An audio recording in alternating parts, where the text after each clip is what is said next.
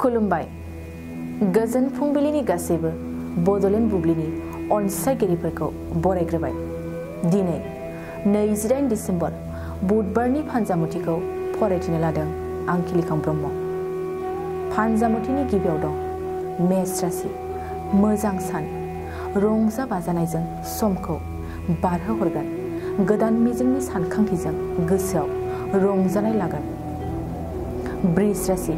दावबायनायाव मोजां सान, दावबायोब्ला गिनाय मोननो हागोन, गोसोआव रंजानाय फैगोन। मिथुन राशि। धोरोमनि फारसे जेंना नुजाथिगोन, धोरोमखौ लानानै गुबुनजों सावरायजागोन, न'खराव धोरोमनि फारसे माबा सानगोन। कर्कट राशि। देहानि फारसे जेंना नुजाथिगोन, देहानि सानाय सुनाया नोंखौ लोरबां खालामगोन, दुखु जानांगोन। सिंह राशि। निदाननि समाव गुबुनखौ मदद होगोन, गोसोआव सुबुं सिबिनायनि फारसेल' सानगोन, मोजां खामानि मावगोन। कन्या राशि।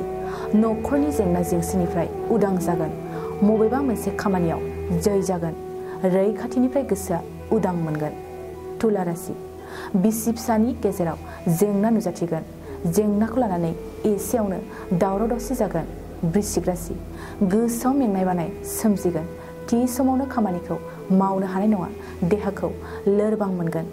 धनु राशि। सोलोंथाइनि फारसे मोजां सान, आनजादाव उथ्रिसारगोन, गावनि रोंगौथिखौ दिन्थिगोन। मकर राशि।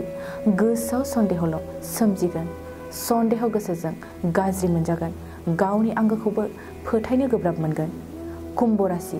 साननाय हनायफ्रा मोजां, मोजां लोगोजों लोगो जागोन, लोगोआरि महराव गुबुननिफ्राय मदद मोनगोन। मीन राशि। गोसो देहाया लोरबां जागोन, न'खरनि फारसे जिंगासिगोन, साननाय हनायफ्रा दाजाबथा जानाय नङा। दिनै सानसेनि राशि फरायथिनायाबो एसेनोसै। आसा खालामो गासैनिबो जिउआव दिनैनि साना मोजाङै मोजां थांगोन, बेखौ बड'लेण्ड बुब्लि न'खरनिफ्राय मिजिंथिबाय। गोजोन्थों। नोंथाङा सानाय सुनाय बेरामनि जेंनायाव गोग्लैदों नामा? जुदि नोंथाङा सानाय सुनाय दंब्ला जिंगासिनांगौ गैया। चिरां जिल्लानि बेंटल गेट साफागुरियाव दायो एसआइ निउर' थेरापि सेन्टार दंसै। बे थेरापि सेन्टाराव नोंथाङा गोरलैयैनो देहानि सानाय सुनायखौ फाहामथाय लानो हागोन।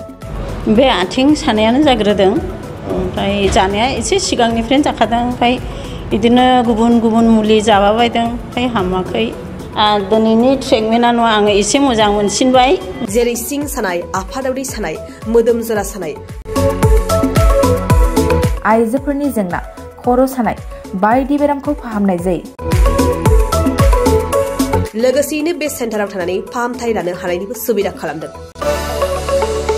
नोंथांमोनहा एसआइ निउर' थेरापि सेन्टाराव फाहामथाय लानो गोसो दंब्ला नैबे मबाइल नम्बर 7620160459 नङाब्ला 9476977956 आव थोंजों सुलाद लानो हागोन।